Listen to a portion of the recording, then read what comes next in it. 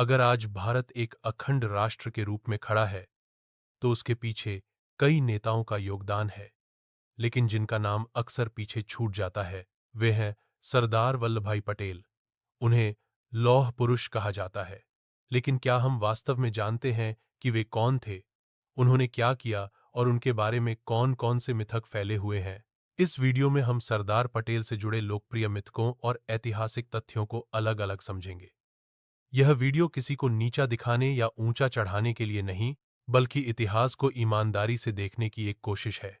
सरदार वल्लभभाई पटेल का जन्म 31 अक्टूबर 1875 को गुजरात के नडियाद में हुआ था।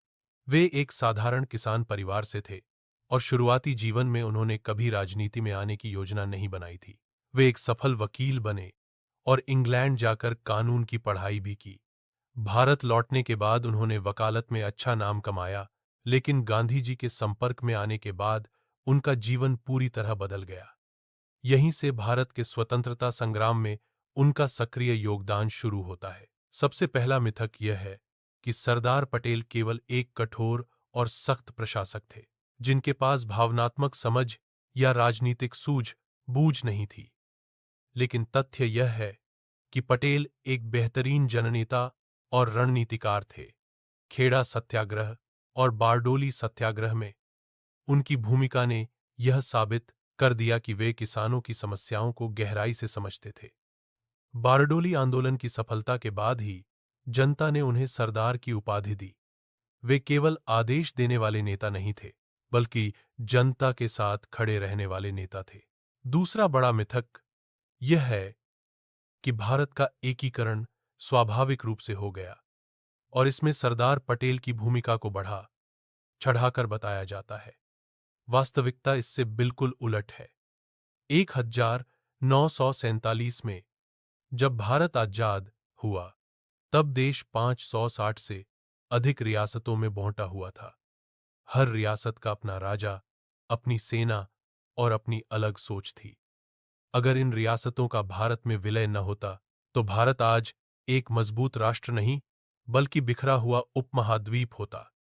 सरदार पटेल ने कूटनीति, संवाद और जरूरत पड़ने पर सख्ती का इस्तेमाल कर इन रियासतों को भारत में मिलाया।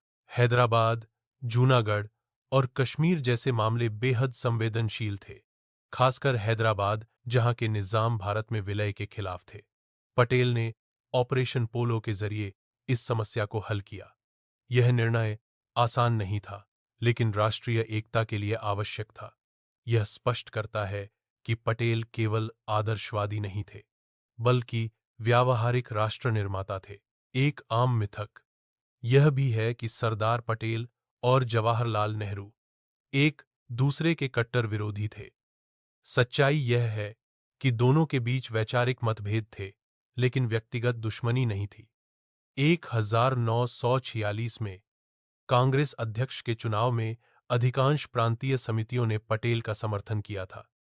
इसके बावजूद महात्मा गांधी के कहने पर पटेल ने अपना दावा छोड़ दिया और नेहरू को समर्थन दिया। यह निर्णय बताता है कि पटेल सत्ता से ज्यादा संगठन और देश को महत्व देते थे। एक और मिथक यह फैलाया जाता है कि सरदार पटेल को प्रधानमंत्री नहीं बनने दिया गया और उनके साथ अन्याय हुआ। तथ्य यह है कि उस समय गांधी जी का मानना था कि नेहरू अंतर्राष्ट्रीय स्तर पर भारत का बेहतर प्रतिनिधित्व कर सकते हैं। पटेल ने इस निर्णय को स्वीकार किया और बिना किसी सार्वजनिक विरोध के देश सेवा में लगे रहे। स्वतंत्र भारत के पहले गृहमंत्री के रूप में उन्होंने प्रशासन की नींव मजबूत की। यह भी कहा जाता है कि सरदार पटेल गांधी जी की अहिंसा की नीति से सहमत नहीं थे। वास्तविकता यह है कि पटेल गांधी जी का गहरा सम्मान करते थे और अहिंसा में विश्वास रखते थे, लेकिन वे यह भी मानते थे कि हर परिस्थिति में केवल नैतिक अपील से काम नहीं चलता। कानून, व्यवस्था और राष्ट्रीय सुरक्षा के मामलों में वे यथार्थवादी दृष्टिकोण रखते थे। यही संतुलन उन्हें बाकी नेताओं से अलग बनाता है। एक और मिथक यह है कि सरदार पटेल को इतिहास में जानबूझकर भुला दिया गया। सच यह है कि स्वतंत्रता के बाद लंबे समय तक इतिहास लेखन का फोकस सीमित नेताओं पर रहा। इससे पटेल जैसे नेताओं का योगदान उतना सामने नहीं आ पाया जितना आना चाहिए था। लेकिन आज जब उनकी विरासत पर दोबारा चर्चा हो रही है, तो यह इतिहास को संतुलित करने का अवसर है, न कि किसी नए राजनीतिक टकराव का। सबसे खतरनाक मिथक यह है कि सरदार पटेल को किसी एक विचारधारा या पार्टी का प्रतीक बनाकर देखा जाए। सच्चाई यह है कि पटेल राष्ट्र को सर्वोपरि मानने वाले नेता थे। उनके लिए विचारधारा से पहले भारत था। वे न तो भावनाओं में बहकर निर्णय लेते थे और न ही केवल कठोरता पर भरोसा करते थे। उनका नेतृत्व संतुलन, साहस और स्पष्टता पर आधारित था। आज सरदार वल्लभ भाई पटेल की सबसे बड़ी प्रतिमा, स्टैच्यू ऑफ यूनिटी, केवल एक मूर्ति नहीं है, बल्कि उस विचार का प्रतीक है जिसने भारत को एक रखा। पटेल का जीवन हमें सिखाता है कि देश निर्माण नारों से नहीं, बल्कि कठिन फैसलों और ईमानदार नेतृत्व से होता है। निष्कर्ष के रूप में यह कहा जा सकता है कि सरदार वल्लभ भाई पटेल न तो केवल एक कठोर प्रशासक थे और न ही किसी के विरोधी नेता मात्र, वे आधुनिक भारत के शिल्पकारों में से एक थे। उन्हें समझना भारत के निर्माण की प्रक्रिया को समझने जैसा है। जब हम मिथकों से बाहर निकलकर तथ्यों को देखते हैं, तभी इतिहास हमें सही दिशा दिखाता है।